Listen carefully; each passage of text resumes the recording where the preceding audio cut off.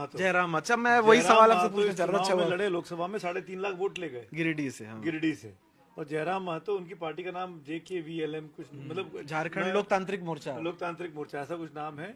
और वो बहुत ही तेजी से बढ़ता हुआ नाम है झारखंड की राजनीति में। ये वो बहुत बड़ा वैक्यूम को भरने वाला नाम है। जैसा कि मैं, अगर हो सकता है कि मैं एक्स्ट्रापोलेट कर रहा हूं, लेकिन जैसे दिल्ली की राजनीति में आपने देखा था 10 साल पहले कि भाजपा कांग्रेस लड़ती थी और एक आम आदमी पार्टी निकल कर आ गई और वो उम्मीद की किरण लेकर आई। वही काम जयराम महतो के साथ हो रहा है। ओबीसी नेता है, ओबीसी सबसे बड़ा वहां पर वोट बैंक है आज की तारीख में झारखंड में। और उस तबके से निकल कर आते हैं और अचानक से बहुत तेजी से लोकप्रिय हुए हैं। और मतलब जो चीज जो जगह को बीजेपी नहीं भर पाई, जो या तो अगर आप आदिवासियों के नेता अगर आप मान के चलें कि शिबू सोरेन और उनका परिवार रहा, तो बीजेपी नॉन आदिवासियों की जो राजनीति करती थी, बीजेपी जिसको फिलअप कर सकती थी, वो नहीं कर पाई। अब मुझे नहीं पता कि जयराम महतो के पास पैसा कितना है, उनके पीछे पैसा लगाने वाले लोग हैं या नहीं है, मुझे नहीं पता।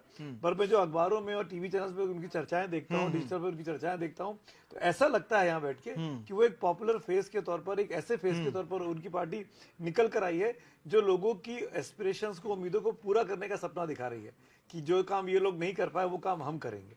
अब वो कर पाएंगे नहीं कर पाएंगे, कितना जीतेंगे मुझे नहीं पता, पर मैंने सुना है कि वो 80-81 में से 65 से 70 सीटों पर उनकी पार्टी लड़ रही है। तो कहीं ना कहीं कोई ना कोई ताकत है जो उनको पुश कर रही है।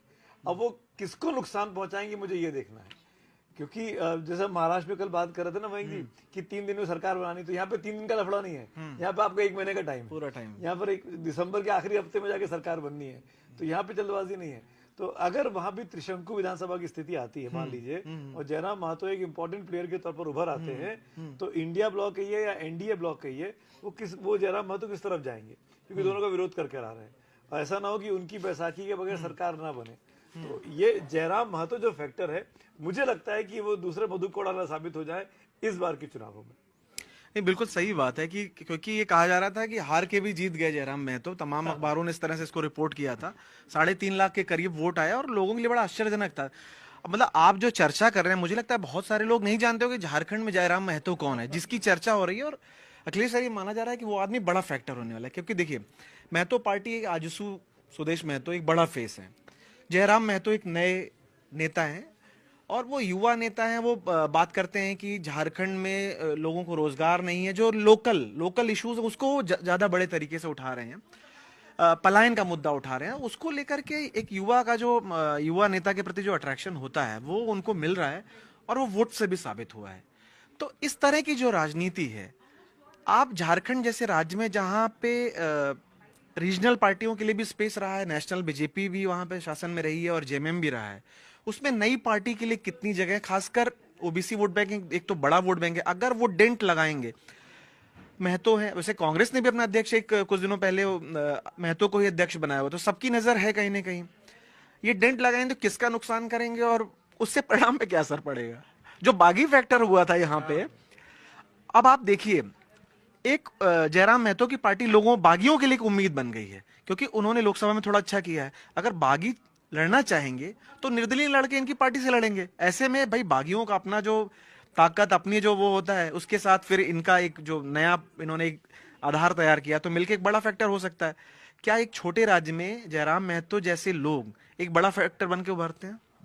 बन सकते हुए, जहाँ छोटे राज्य होते हैं, छोटी कॉन्स्टिट्यूंसी होती है, वहां पर कुछ भी वोट इधर उधर हो जाए तो आप एक बड़ा फैक्टर बन जाते हैं। लेकिन आप ये मत भूलिए कि हम इन्हीं सोफों पर बैठकर कुछ दिनों पहले चर्चा कर रहे थे इंजीनियर राशिद के बारे में। हाँ, इंजीनियर राशिद किंग मेकर होंगे, ये होंगे वो होंगे, लेकिन जब चुनाव परिणाम आया तो कुछ नहीं हुआ। अपने यहाँ कहते हैं ना कि बंद मुट्ठी लाख की, खुली तो खाक की। तो चुनाव में तो जिसके पास जितनी ताकत होती है उसी से उसकी क्षमता का आकलन होता है। जब ये बात हो रही थी तो मैं वो दिमाग पर जोर डाल के याद करने की कोशिश कर रहा था कि राजस्थान में जो एक बड़ा युवा चेहरा आया था, यो छात्र संघ की राजनीति से उभर करके विधायक का चुनाव निर्दलीय जीते, उनके बारे में लोकसभा चुनाव में आया कि वो बहुत ये कर देंगे वो कर देंगे, लेकिन वो शायद कुछ करिश्मा नहीं कर पाए। नाम भी अभी याद नहीं आ रहा। रविंद्र भाटी। हाँ, रविंद्र भाटी। तो ये होता है जब आप 3 महीने 4 महीने में आप नाम नीचे चला जाता है, वो इसलिए क्योंकि माहौल बनता है। क्योंकि जब किसी की क्षमता के बारे में आप अंदाजा नहीं लगा सकते तब इस तरह की बातें होती हैं। लेकिन वही होता है कि परिणाम के बाद ही तय होता है कि क्या है। लेकिन किसी को भी डिसमिस नहीं कर सकते, आप लोकतंत्र है, सबको आजादी अपना वर्चस्व स्थापित करने के लिए। जब अरविंद केजरीवाल आए थे, जब उन्होंने पॉलिटिकल प्लान दिया, तो किसने सोचा था कि वो इस तरह स्वीप करेंगे दिल्ली सही को। बात। तो इसलिए किसी को डिसमिस आप नहीं कर सकते, लेकिन हाँ जो कास्ट फैक्टर है वो उसमें कितना असर डालेंगे ये देखने की बात होगी, क्योंकि वो एक बड़ा ओबीसी चेहरा बनकर के उभर रहे हैं। और जो राजनीति सुदेश महतो की होती है तकरीबन उसी तरह की राजनीति वो भी कर रहे हैं जयराम महतो। तो उस पे क्या सुदेश महतो को नुकसान पहुंचा रहे हैं, क्या सुदेश महतो को रिप्लेस कर रहे हैं, ये एक देखने की बात होगी। और फिर जाहिर सी बात है कि अगर ऐसा होगा तो वो बीजेपी जो गठबंधन है उसको वो डेंट पहुंचाएंगे।